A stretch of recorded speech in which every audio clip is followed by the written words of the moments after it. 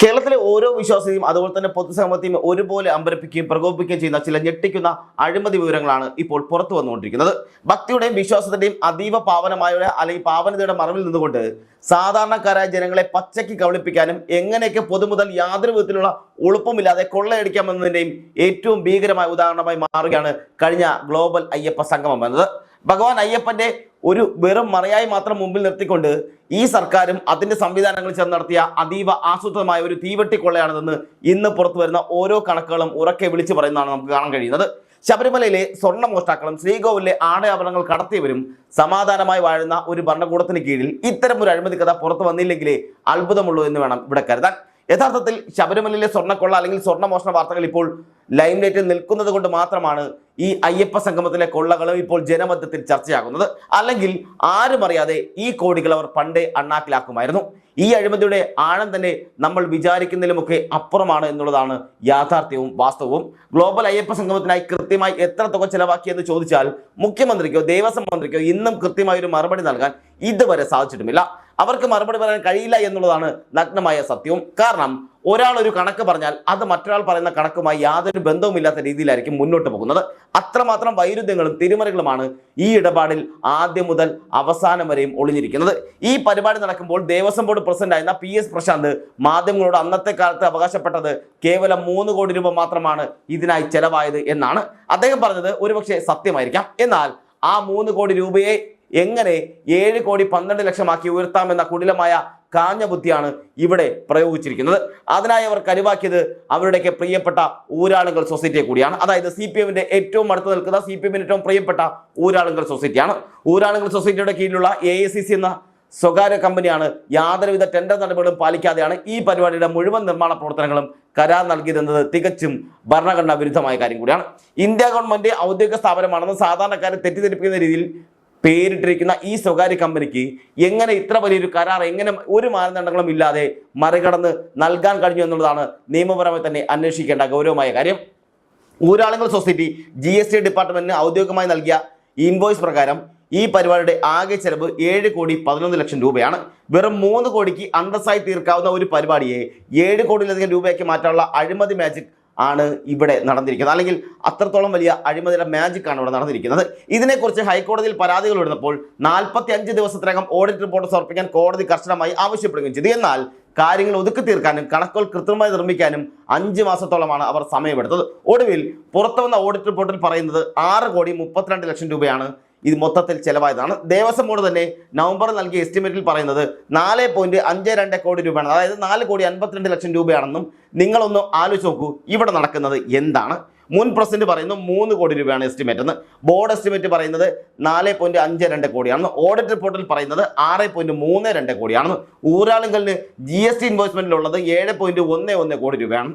ഇതിൽ ഏത് കണക്കാണ് കേരളത്തിലെ ബുദ്ധിയുള്ള ജനങ്ങൾ വിശ്വസിക്കേണ്ടത്? ഈ വൈരുദ്ധ്യം തന്നെ വ്യക്തമാക്കുന്നത് അവിടെ വൻതോതിൽ പണം വെട്ടിച്ചിട്ടുണ്ട് എന്നുള്ളത് തന്നെയാണ്. മുഖ്യമന്ത്രിയുടെ മകളുടെ മാസപ്പടി വിവാദത്തിൽ നമ്മൾ കണ്ടതുപോലെ GST അടച്ചു, അതുകൊണ്ട് ഇത് അഴിമതി അല്ല എന്ന സ്ഥിരം ന്യായീകരണമാണ് ഇവിടെയും CPM വക്താക്കളെല്ലാം ഉയർത്തുന്നത്. കള്ളപ്പണത്തിനും കമ്മീഷനും കൃത്യമായി GST അടച്ചാൽ അത് വെളുപ്പിച്ചെടുക്കാമെന്ന പുതിയ അഴിമതി ശൈലിയാണ് ഇവിടെ നടപ്പാക്കിക്കൊണ്ടിരിക്കുന്നത്.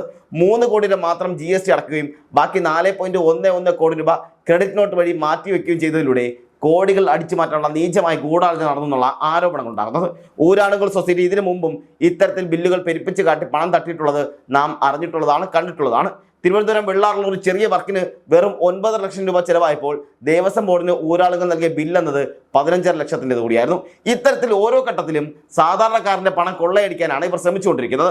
ഊരാളുങ്കലിനെ മുന്നിൽ നിർത്തിക്കൊണ്ട് നടത്തുന്ന ഇത്തരം പകൽക്കൊള്ളകൾ കേരളത്തിന്റെ വികസനമല്ല, മറിച്ച് ചിലരുടെ പോക്കറ്റ് വീർപ്പിക്കൽ മാത്രമാണ് നടന്നുകൊണ്ടിരിക്കുന്നത്. ദേവസ്വം ബോർഡിന് 1 രൂപ പോലും നഷ്ടമില്ലെന്ന് സർക്കാർ വക്താക്കൾ ചാനൽ ചർച്ചകളിലൂടെ വന്നിരുന്ന് തൊണ്ട പൊട്ടി പ്രസംഗിക്കാറുള്ളത് നാം കാണുന്നതാണ്.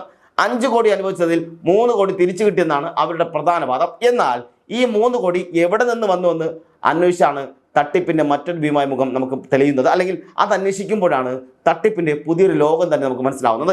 ഈ പണം നൽകിയത് കേരള ബാങ്കും ധനലക്ഷ്മി ബാങ്കുമാണ്. കേരള ബാങ്ക് പൂർണ്ണമായും സർക്കാരിന്റെ നിയന്ത്രണത്തിലുള്ള ബാങ്കാണ്. ധനലക്ഷ്മി ബാങ്ക് ആകട്ടെ അയ്യപ്പന്റെയും ദേവസ്വം ബോർഡിന്റെയും ശതകോടികൾ ഇടപാട് നടത്തുന്ന സ്ഥാപനം കൂടിയാണ്. ഇവിടെയൊക്കെ തലപ്പത്തിരിക്കുന്നത് മന്ത്രി BM വാസവനുമാണ്. അതായത് സ്പോൺസർഷിപ്പ് എന്ന സുന്ദരമായ പേരിൽ സർക്കാർ പണം തന്നെ വകമാറ്റിയാണ് ബോർഡിന് പണം തിരികെ നൽകിയെന്നുള്ള ആക്ഷേപങ്ങൾ ഉണ്ടാകുന്നുണ്ട്. ഇത് ജനങ്ങളെയും ഭക്തരെയും വിഡ്ഢികളാക്കുന്ന പരിപാടിയാണെങ്കിൽ അല്ലെങ്കിൽ പിന്നെ എന്താണെന്നുള്ള ചോദ്യമാണ് ഇവിടെ ഉണ്ടാകുന്നത്. സ്വന്തം കയ്യിൽ നിന്ന് പണമെടുത്ത് മറ്റൊരു കയ്യിലേക്ക് വെക്കുന്ന ഈ നാടകം അത് കണ്ട് കൈയടിക്കാൻ ഞങ്ങൾക്ക് സൗകര്യമില്ലെന്നാണ് ഓരോ മലയാളികളും സോഷ്യൽ മീഡിയയിലൂടെ വിളിച്ചു പറഞ്ഞുകൊണ്ടിരിക്കുന്നത്. പരിപാടിയുടെ പേര് നടന്നത് മറ്റു ദൂർത്തുകൾ കൂടി നിങ്ങൾ ഒന്ന് കേൾക്കേണ്ടതാണ്, അല്ലെങ്കിൽ അറിയേണ്ടത് കൂടി. കാരണം അത്രത്തോളം പരിപാടിയുടെ പേരിൽ പല ദൂർത്തുകൾ നടന്നിട്ടുണ്ട്. പരസ്യമായി മാത്രം 46 ലക്ഷം രൂപയാണ് ജനങ്ങളുടെ നികുതി പണം പൊടിച്ചു കളഞ്ഞത്. ബ്രാൻഡിങ്ങിനായി 58 ലക്ഷത്തിലധികം രൂപ. ഏത് ബ്രാൻഡിംഗ് ആണെന്ന് വെച്ചാൽ അയ്യപ്പ സംഗമത്തിൽ നടന്നെന്ന് ആർക്കും അറിയുകയുമില്ല. അല്ലെങ്കിൽ എന്ത് ബ്രാൻഡിംഗ് ആണ് അയ്യപ്പ സംഗമം നടന്നെന്ന് ചോദിക്കുമ്പോൾ അതിന് മറുപടി ഉണ്ടാവില്ല. വേദി മോദി പിടിപ്പിക്കാൻ നിർമ്മാണത്തിലല്ല, വെറും അലങ്കാര പണികൾക്ക് വേണ്ടി മാത്രമാണ്, അതിനുവേണ്ടി മാത്രം ഉപയോഗിച്ച് 46 ലക്ഷമാണ്. അവിടെ വന്നവർക്ക് സമ്മാനങ്ങൾ നൽകാനായി 73 ലക്ഷം രൂപയും ഇവർ എഴുതി മാറ്റുകയും ചെയ്തിട്ടുണ്ട്. ഇതിനെല്ലാം പുറമെയാണ് അരവണയിലും ഉണ്ണിയപ്പത്തിലുമുള്ള തട്ടിപ്പ് നടന്നിരിക്കുന്നത്. അതിഥികൾക്ക് നൽകാനായി വാങ്ങിയ 4100 ടിൻ അരവണയിൽ വെറും 900 എണ്ണം മാത്രമാണ് വിതരണം ചെയ്തത്.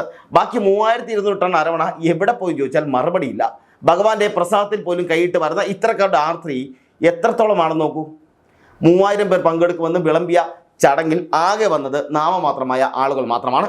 കസേരകൾ ഒഴിയാതിരിക്കാൻ പോലീസുകാരെയും വനവകുപ്പ് ഉദ്യോഗസ്ഥരെയും നിർബന്ധപൂർവ്വം വെയിലത്തവിടെ ഇരുത്തുകയും ഉണ്ടായി. അവർ കഴിച്ച ഭക്ഷണത്തിന്റെ പേരിൽ പോലും ലക്ഷങ്ങൾ എഴുതിയെടുത്ത് തങ്ങളുടെ പോക്കറ്റിലേക്ക് മാറ്റുകയാണ് ഇവർ ചെയ്തിരിക്കുന്നത്.